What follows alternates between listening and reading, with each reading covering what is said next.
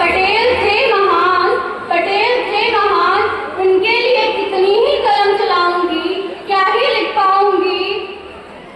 पटेल थे महान, उनके लिए कितनी ही कलम चलाऊंगी, सागर स्याही कर दूं फिर भी कुछ लिख ना पाऊंगी, फिर भी कुछ लिख ना पाऊंगी। परम आदरणीय प्रधानाचार्य जी, सम्मानित गुरुजन, मंचा से विद्वत मंडल, इस कार्यक्रम की अध्यक्षता कर रहे माननीय अध्यक्ष महोदय एवं मेरे प्रिय भाइयों एवं बहनों, सर्वप्रथम मैं आप सभी को राष्ट्रीय एकता दिवस की हार्दिक बधाई देती हूँ।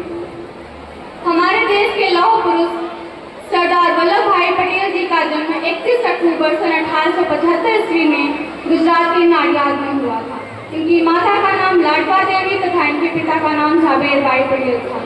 बचपन से ही ये मेधावी छात्र थे तथा अपनी प्रारंभिक शिक्षा प्राप्त करने के पश्चात ये बैरिस्टर की पढ़ाई के लिए इंग्लैंड चले गए।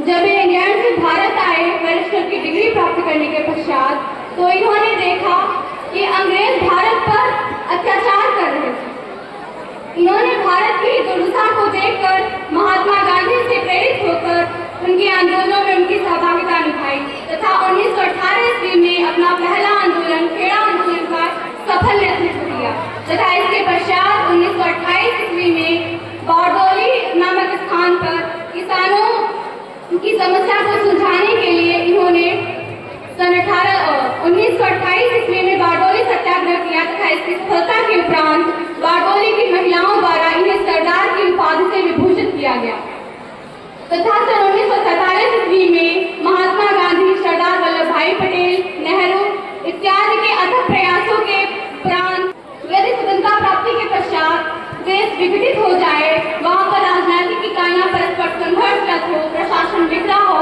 तो स्वतंत्रता केवल प्रतीक बनकर रह जाती है।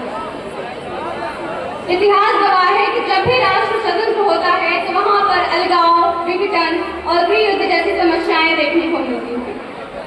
हमारा भारत भी सन 1947 ईस्वी में जब आजाद हुआ तो यहाँ पर भी इसका विभाजन हो गया तथा अंग्रेज भारत को तो छोड़कर चले गए, लेकिन वो जाते जाते भारत में फूट के बीज हो गए।